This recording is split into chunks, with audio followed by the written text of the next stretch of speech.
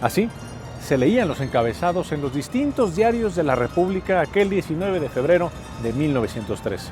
Francisco Ignacio Madero nació un día como hoy, un 30 de octubre de 1873, en una de las familias más acomodadas de México, allá en Parras, Coahuila.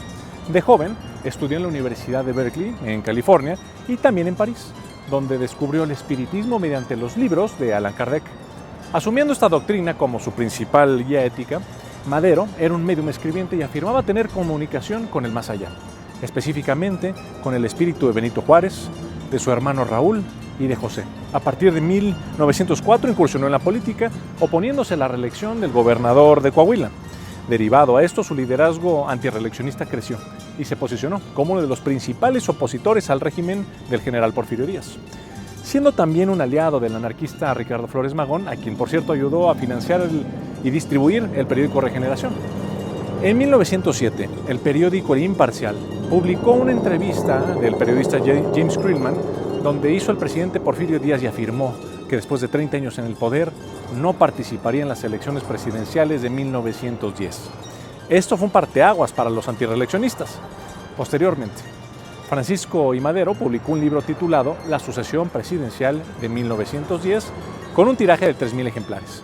Este libro mencionaba los males de México mediante el poder absoluto, también las desventajas de tener líderes militares. Propuso una solución a estos males mediante la democracia, limitando así al poder y volviendo a la práctica constitucional de 1857. Irónicamente, la frase de Madero, libertad y sufragio, no reelección, empataría con la misma bandera con la que se levantó en armas el mismo Porfirio Díaz décadas atrás, cuando publicó el Plan de la Noria para evitar la reelección de Benito Juárez con la frase no reelección. La finalidad de Francisco Madero era derrocar al gobierno porfirista por medio de la revolución de las conciencias, mediante la democracia, los votos y las urnas. Sin embargo, Porfirio Díaz se empeñó en la reelección presidencial, faltando así a su propia palabra, publicada en la entrevista a Díaz Creelman.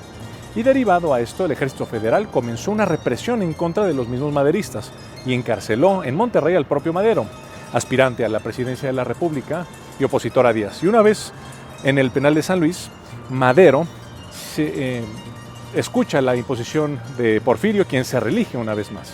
Desde aquel penal, Madero escribió un manifiesto llamado El Plan de San Luis, donde convocó a una sublevación armada el 20 de noviembre de 1910.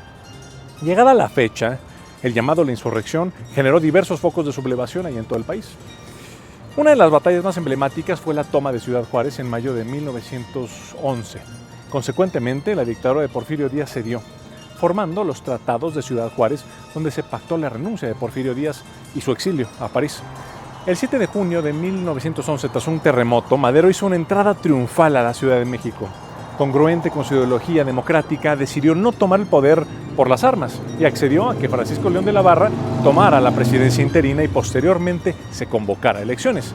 El presidente interino influyó en enemistar a Madero con los demás líderes revolucionarios como por ejemplo Pascual Orozco y Emiliano Zapata. Meses más tarde, en noviembre de 1911, Madero fue electo presidente con una arrolladora victoria del 99% de los votos.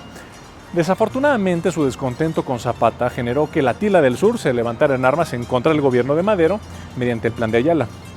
La presidencia de Madero duró escasos 15 meses, con una oposición en el Senado y también en la Suprema Corte de Justicia, siendo ampliamente porfirista. De igual forma, la animadversión del embajador Henry Lane Wilson y los ataques desmedidos de la prensa a su persona motivaron también en un sentimiento de agitación en la población mexicana. Es más, el hermano de Madero, Gustavo, afirmaba que la prensa muerde la mano de quien le había quitado el bozal, refiriéndose así a la censura que vivió la prensa mexicana durante la dictadura porfirista.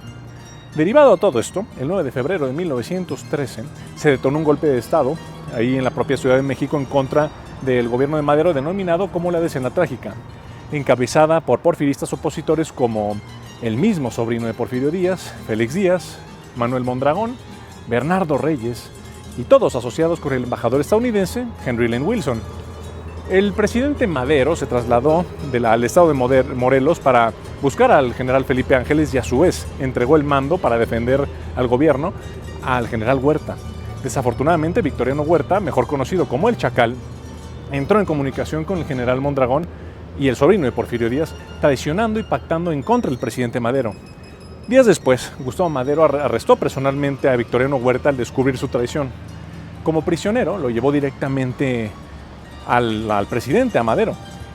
Huerta se hincó, le suplicó clemencia y negó la traición. Fue así como el presidente Madero tomó uno de los más grandes errores de su presidencia, dándole de regreso la pistola a Huerta y confirmándole el mando. En menos de 24 horas, Victoriano Huerta, el Chacal, consumó su traición, haciendo prisionero en Palacio Nacional al presidente Madero. Al mismo tiempo, Huerta arrestó al hermano de Madero, lo torturaron y le sacaron los ojos hasta que dejó de respirar. Mientras tanto, el presidente Madero y el presidente Pino Suárez, encerrados en la intendencia de Palacio Nacional, fueron obligados a renunciar a la presidencia, siendo Pedro Lascurain presidente interino y al mismo tiempo nombrando a Huerta como secretario de Gobernación. Solamente 45 minutos después, Lascurain renunció a la presidencia de la República y Huerta se convirtió así en presidente constitucional bajo un doble golpe de Estado. La noche del 22 de febrero, el mayor Cárdenas le arrebató la vida a Madero y a Pino Suárez en las calles aledañas en la penitenciaría de Lecumberri. Los periódicos al día siguiente afirmaban que Madero intentó escapar en fuego cruzado, derivado de un intento de rescate. Sin duda alguna, el presidente Madero es y será un parteaguas en la vida democrática de México y por ello lo reconocemos como el apóstol de la democracia. Larga vida al presidente Madero, larga vida a la democracia mexicana.